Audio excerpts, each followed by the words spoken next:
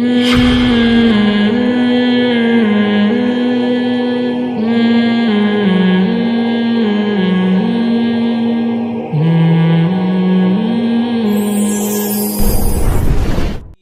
کا جب کوئی مطلب بیان کیا جاتا ہے تو اس کی دوسری باتوں کو سامنے رکھ کے بیان کیا جاتا ہے.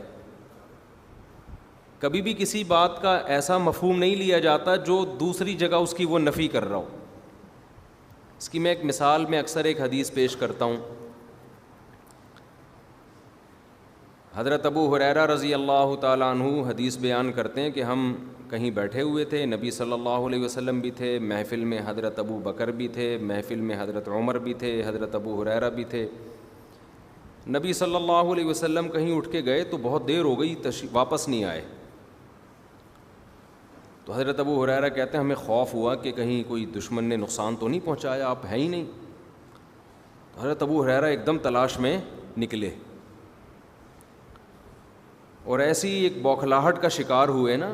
کہتے ہیں کہ میں ایک باغ میں نیچے پانی نہیں ہوتا جہاں سے نہر, میں اس کے نیچے سے گھس کے باغ میں گھس چلا گیا نبی کو تلاش کرنے کے لیے, دروازے سے بھی نہیں گئے. تو دیکھا رسول اللہ صلی اللہ علیہ وسلم وہاں بیٹھے ہوئے تھے. آپ نے پوچھا کیوں کیسے آئے؟ میں نے عرض کیا یا رسول اللہ مجھے خوف ہوا کہ آپ کو کوئی نقصان تو نہیں ہو گیا. تو نبی صلی اللہ علیہ وسلم نے فرمایا کہ اے ابو ہریرہ میری طرف سے لوگوں کو خوشخبری سنا دو کہ من قال لا الہ الا اللہ دخل الجنہ. جو شخص یہ کہتا ہے اللہ کے سوا کوئی عبادت کے لائق نہیں وہ جنت میں داخل ہوگا. اور ثبوت کے طور پر اعتماد دلانے کے لیے اپنے نال بھی حضرت ابو ہریرہ کے حوالے کر دی, اپنا جوتا, کہ لوگوں کو یقین نہ آئے تو یہ دکھانا کہ نبی صلی اللہ علیہ وسلم نے مجھے اپنا نال مبارک بھی دیا ہے, ایک سند رہے گی. تو حضرت ابو ہریرہ کہتے ہیں میں باغ سے باہر نکلا, دوڑا جا رہا ہوں بھائی لوگوں کو خوشخبری سناؤں گا. اول من لقینی عمر, سب سے پہلے میری ملاقات ہوئی عمر سے. حضرت عمر نے پوچھا کیا ہوا؟ میں نے کہا کہ نبی نے فرمایا جس نے کہا لا الہ الا اللہ وہ جنت میں داخل ہوگا, میں لوگوں کو یہ خوشخبری سنا رہا ہوں. حضرت ابو ہریرہ کہتے ہیں کہ عمر نے مجھے سینے پہ اتنی زور سے دھکا مارا کہ خررت علی استی, میں کولوں کے بل زمین پہ گرا. حضرت عمر نے سختی سے منع کر دیا, بالکل نہیں, ٹھیک ہے بالکل نہیں, نا آپ کو اس کی پرمیشن نہیں ہے. جو لوگ نیگیٹو سوچتے ہیں نا, جن کے دماغ میں بھوسا بھرا ہوا ہے, جیسے آج کل بہت سے یوٹیوبرز کے دماغ میں کیا بھرا ہوا ہے؟ بھوسا. ان کو ہر بزرگ کے ہر عالم کے کلام میں کیڑے نکالنے کا شوق. تو وہ یہاں بھی کچھ الٹی سیدھی بات کہہ لیں گے کہ حضرت عمر نے حدیث سن کے دھکا دے دیا, یہ تو معاذ اللہ اسلام سے معاذ اللہ کفر ہو گیا. او بھائی یہ بھی غیرت اور حمیت کہ لوگ نبی کی بات کا مطلب سمجھیں گے نہیں. جب آپ اچھی تعویل کرنا چاہو تو اچھی کر سکتے ہو, جب آپ کے دماغ میں نفرت کا بھوسا بھرا ہوا ہو تو ہر اچھی بات بھی آپ کو کیا نظر آتی ہے؟ غلط. مولانا اشرف علی تھانوی کا خواب تھا نا, اس نے کہا مجھے خواب آیا اس مرید نے کہ مجھے اشرف علی رسول اللہ خواب میں آیا. تو جن کے دماغ میں بھوسا بھرا ہوا ہے وہ کہتے ہیں ختم نبوت کے منکر. جو دماغ سے اچھا سوچتے ہیں انہوں نے کہا دیکھو, انہوں نے اشرف علی تھانوی رحمۃ اللہ علیہ نے اس کی تعبیر کی, ایسی تعبیر کی جو شریعت کے مطابق. یہ نہیں کہا کہ واقعی میں اللہ کا رسول ہوں, بلکہ کہا کہ بھئی یہ اس کی یہ تعبیر ہو سکتی ہے کہ شاید میں متبع سنت ہوں, میں نبی کو فالو کرتا ہوں. یہ ایک اچھی تعبیر نکال لی. اب جس کے دماغ میں پازیٹیو سوچ ہوگی وہ کہے گا دیکھو بھائی ایسا خواب سن کے ان کو اپنے بارے میں نبی ہونے کا شبہ نہیں ہوا, کبھی بھی شبہ نہیں ہوا. بعض لوگ کہتے ہیں وہ جاگتی حالت میں بھی کہا ہے, تو جاگتی حالت میں جو اس نے اٹھتے ہوئے کہا ہے نا وہ بھی غیر اختیاری ہے. اور میں اس پر ایک پورا کلپ ریکارڈ کروا چکا ہوں کہ اس طرح کے خواب نبی کے دور میں بھی آئے ہیں, صحابہ کو بھی آئے ہیں, ان کی بھی تعویل کی گئی ہے. ایز اٹ از نہیں لیا گیا ان کو. خوابوں کی دنیا الگ ہے, جاگتی حالت کی دنیا الگ ہے. لیکن دماغ میں کسی کے بھوسا بھرا ہوا ہو, وہ کیڑے نکالنے کے علاوہ اس کو کچھ بھی نہیں آئے گا. تو اپنے دماغ کا علاج کرائے آدمی. اور اگر پھر بھی کوئی کہتا ہے کہ انہوں نے رسول اللہ اپنے نام کا کلمہ پڑھوایا, تو پھر وہ کہے کہ مولانا شلبی تھانوی معاذ اللہ کافر تھے. کیونکہ میں کہتا ہوں جو اپنے نام کا کلمہ پڑھا ہے وہ اسلام سے خارج. پھر وہ یہ نہیں کہے کہ ہم براڈ مائنڈڈ ہیں, کسی کو کافر نہیں کہتے. تو پھر قادیانی کو بھی کافر نہ کہو آپ. تو ان کا مقصد صرف اور صرف نیگیٹیوٹی پھیلانا. خواب میں کچھ بھی ہو سکتا ہے. جاگتی حالت میں اللہ کی زیارت ممکن ہے؟ بولو نہیں ہے. امام احمد بن حنبل کہتے ہیں میں نے خواب میں اللہ کی زیارت کی ہے. اہل سنت والجماعت کا عقیدہ ہے کہ خواب میں اللہ کی زیارت ہو سکتی ہے. اب کوئی خواب ہی غلط ہے کیونکہ اللہ کی زیارت تم, او بھائی خواب ہے, خواب کی تو تعویلات ہوتی ہیں. سعودی عرب کے شیخ بن باز مفتی اعظم تھے, بہت پرہیزگار تھے.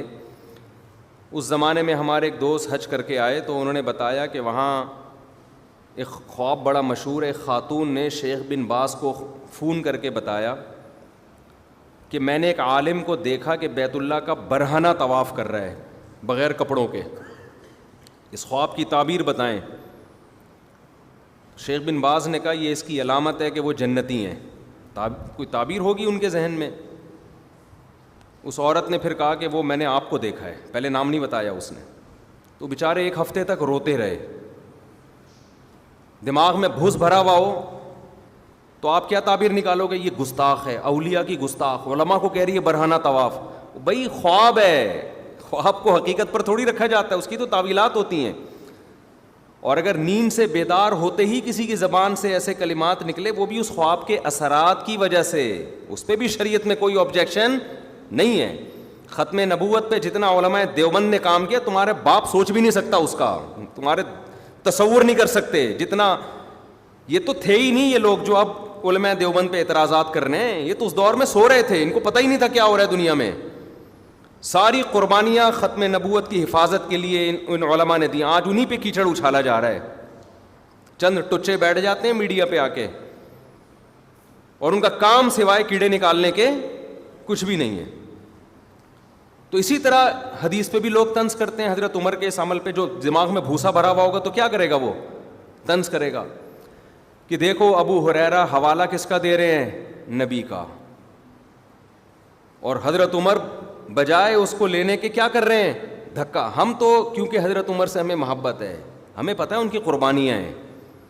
کسی کے بھی بات کو لینے کے لیے, اس کا مطلب لینے کے لیے اس کی لائف کو بھی دیکھنا پڑتا ہے. یہی کام کوئی منافق کرتا جس کی زندگی نفاق سے بھری ہوئی ہوتی, ہم اس کے عمل کی اچھی تعویل نہیں کرتے. ہم کہتے ہیں وہ منافق کو حدیث سے نفرت تھی اس لیے کیا ہے. لیکن عمر یہی کام کرے گا تو ہم کہیں گے غیرت اور حمیت, یہ نبی سے محبت کی وجہ سے کیا ہے.